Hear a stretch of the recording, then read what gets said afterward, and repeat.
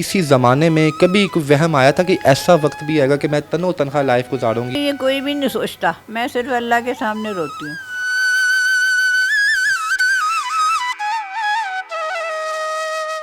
Actually زوال اور عروج تو ہے، ہر ایک کے ساتھ ہوتا ہے۔ انسان دنیا سے چلا گیا، اس کو تھوڑے دن اس کے بعد ذکر کیا، اس کے بعد غائب۔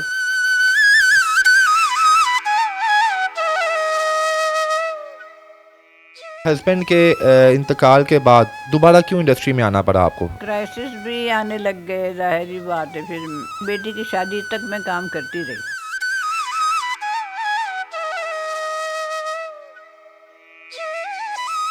کہا جاتا تھا کہ آپ کے پرستار آپ کو باقاعدہ اپنے خون سے لکھ کر خط بھیجتے تھے۔ دو تین کوئی تھے نوجوان جو زیادہ جذباتی تھے، تو انہوں نے اپنے خون سے خط لکھنا شروع کر دیا۔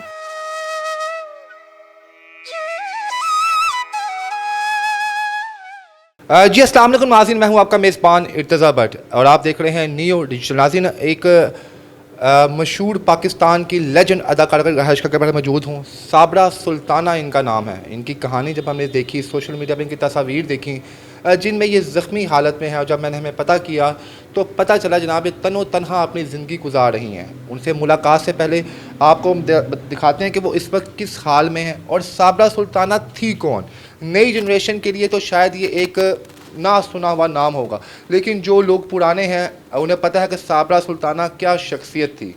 صابرہ سلطانہ وہ اداکارہ تھی جنہیں پاکستان میں پہلی دفعہ ملکہ حسن کا خطاب ملا۔ اس سے پہلے اور بعد میں کسی بھی اداکارہ کو یہ خطاب جو ہے وہ نصیب نہ ہو سکا۔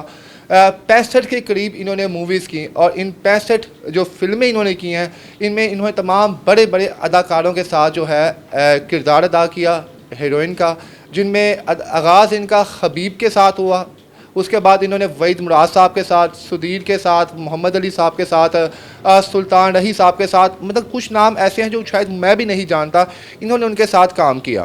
صابرہ سلطانہ کی خوبصورتی اتنی تھی اپنے وقت میں کہ جب یہ کہیں کھڑی ہوتی تھی ایک عام ویسے ہی روٹین پہ، سڑک پر یا کسی بھی جگہ پر، تو وہاں پر جمع غفیر اکٹھا ہو جاتا تھا۔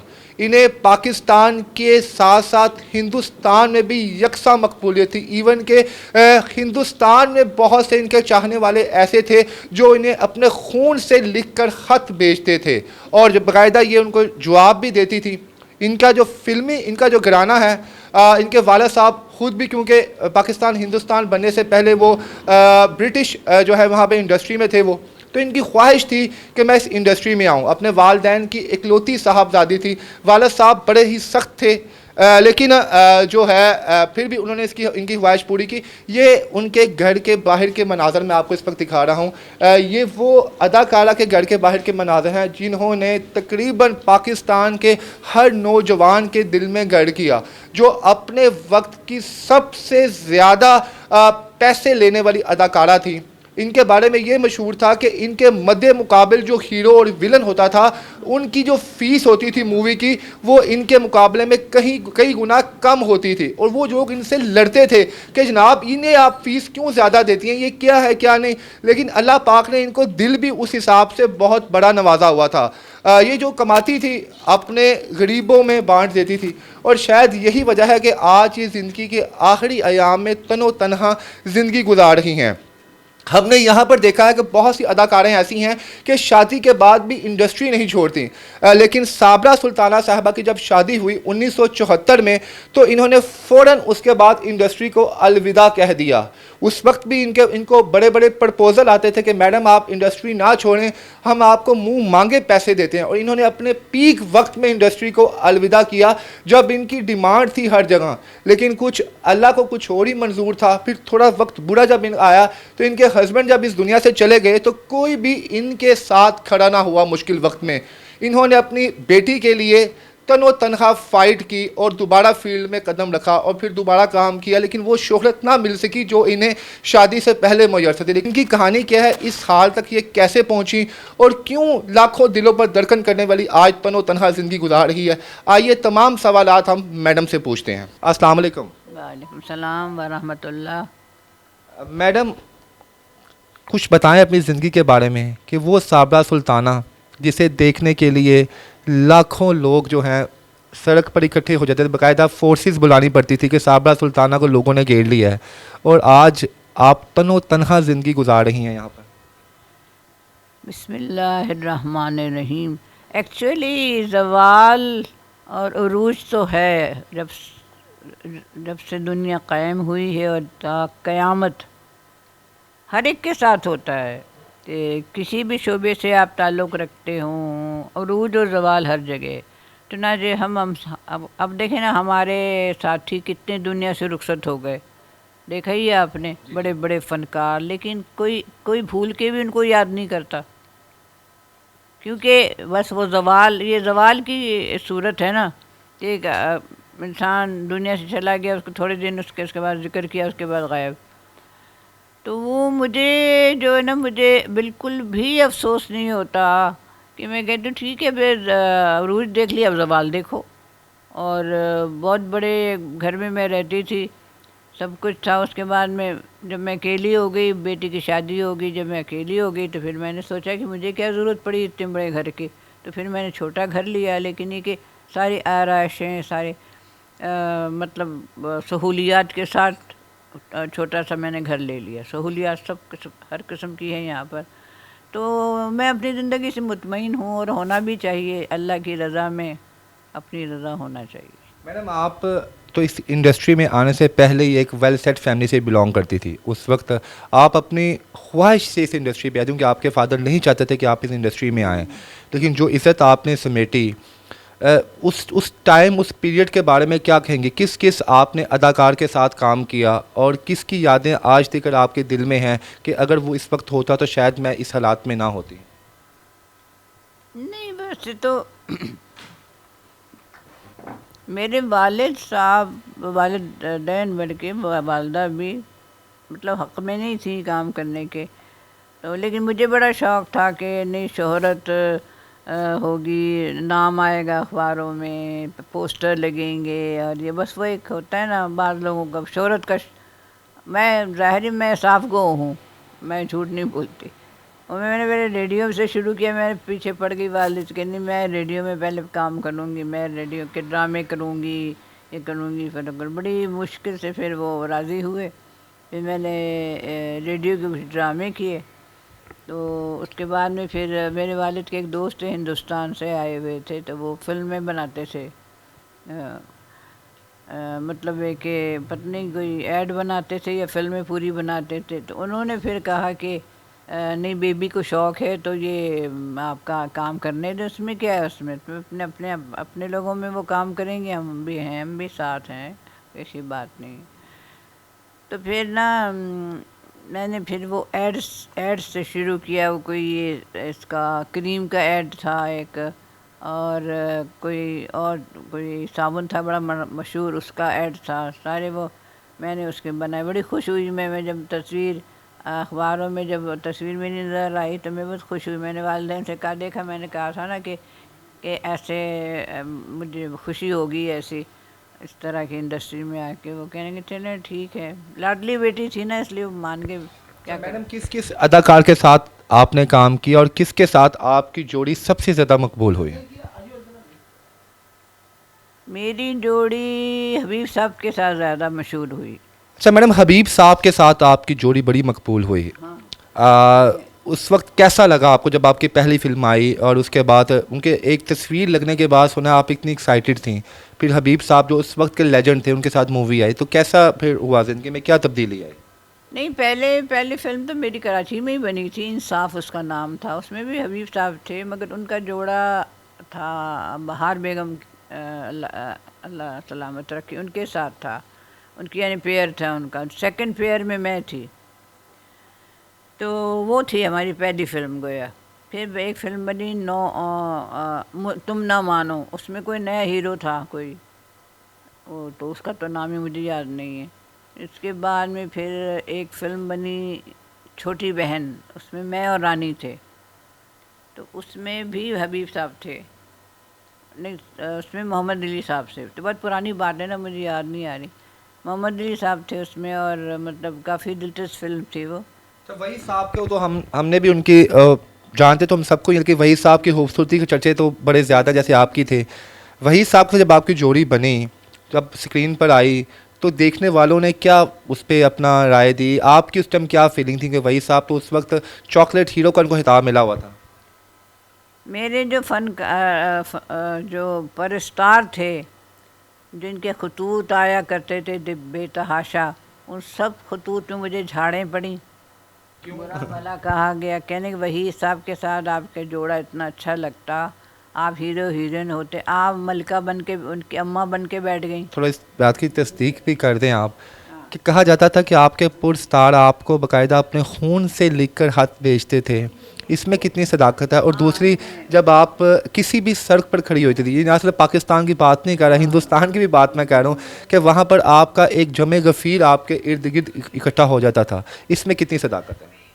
ہاں، یہ تو ہوتا ہے، آرٹسٹ جہاں پر نظر آتے ہیں تو لوگ جمع تو ہو جاتے ہیں، تمام جو پسندیدہ آرٹسٹ ہوتے ہیں تو وہ میرے ارد گرد بھی ہوتے تھے۔ اس میں دو تین کوئی تھے نوجوان جو زیادہ جذباتی تھے، تو انہوں نے اپنے خون سے خط لکھنا شروع کر دیا۔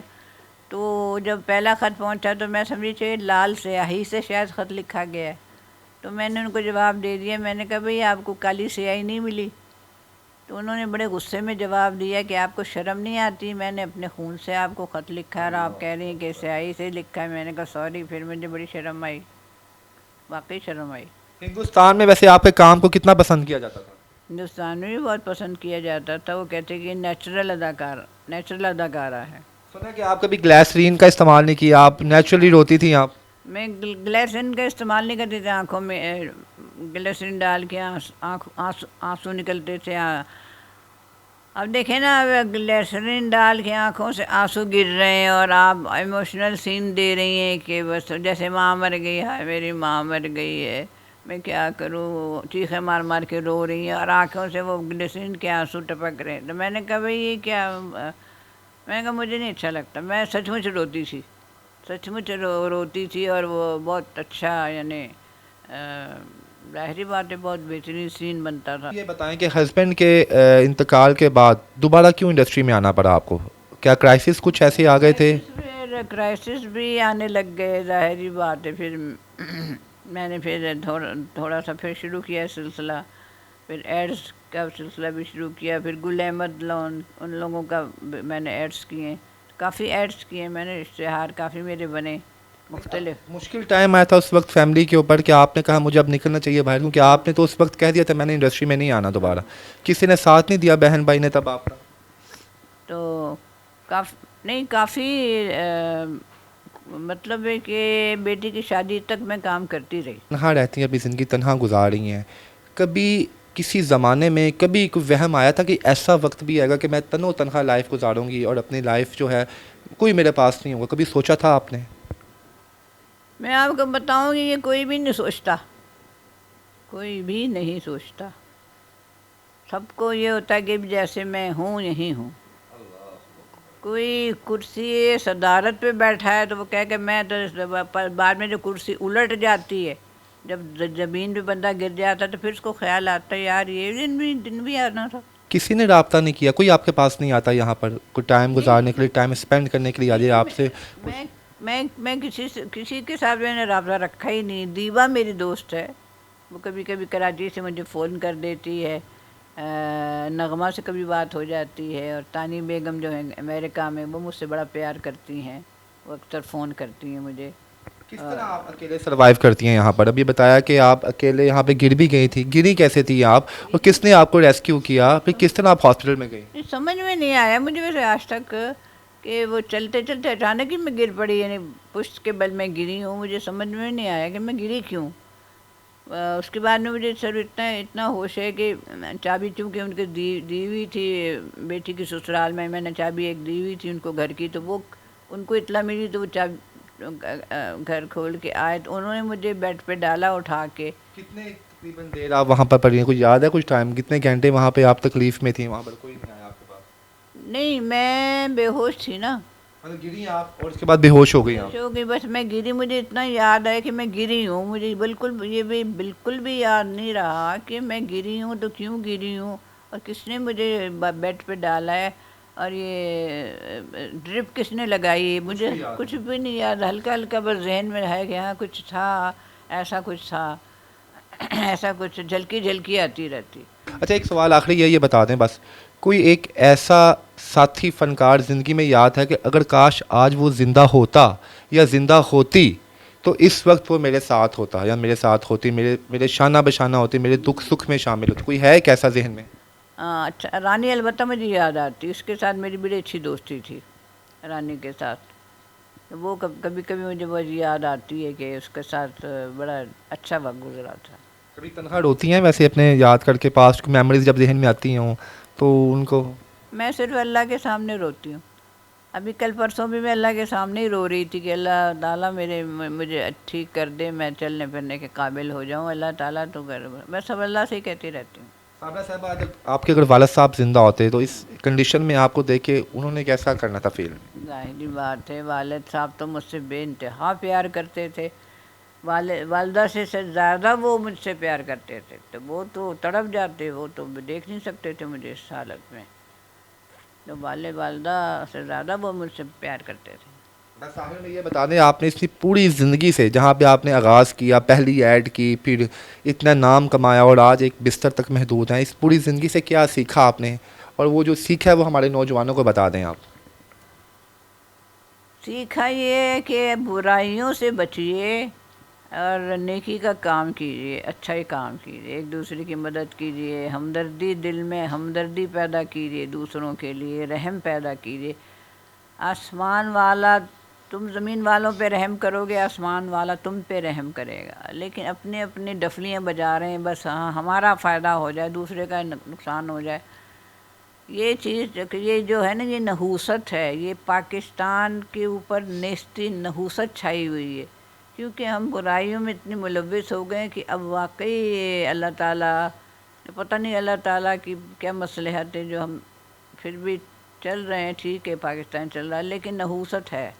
آپ جو چیزیں اٹھا لیں کسی بھی چیز کو، کہ کتنی غلطیاں لوگ کرتے ہیں. توبہ استغفر اللہ. میں تو پڑھ کے حیران ہوتی، چھوٹی چھوٹی بات اتنی جاہلیت کو ختم کرنا سب سے زیادہ ضروری ہے. ایسے ہی ہے جہاں جاہلیت ہوگی وہاں پر کام سب خراب ہوں گے. آپ بے شک ہے. صابرہ صاحبہ اپنا کانٹیکٹ نمبر آپ بتا دیں گے یا کہ ہم اسکرین پر چلائیں؟ بتائیں اب کیا نمبر ہے آپ کا؟ ایک نمبر تو ہے میرا 0300 4137 اس پہ آپ کا اکاؤنٹ بنا ہوا ہے جائز کیش؟ نہیں اکاؤنٹ نہیں بنا، جائز کیش کسی اور کے نام سے منگواتی ہوں. اس کی نمبر ڈائریکٹ ہم نے آپ کو ان کی زبان سے اس لیے سنایا کیونکہ بہت سے ویورز یہ کہتے ہیں کہ آپ لوگ فراڈ کر رہے ہیں، ڈرامہ کر رہے ہیں، اس لیے ہم نے ان کا نمبر انہی کی زبانی سنایا اور اسکرین پر بھی ہم چلا دیں گے. جتنا ہو سکے جناب آپ اس ثواب میں حصہ ڈالیں، کیونکہ اس وقت صابرہ سلطانہ کو آپ کی بہت ضرورت ہے، کیونکہ بڑی خوددار انہوں نے زندگی گزاری ہے اور آج بھی یہ خودداری سے ایک کمرے میں رہنا پسند کر رہی ہیں لیکن کسی کے آگے ہاتھ نہیں پھیلا رہی.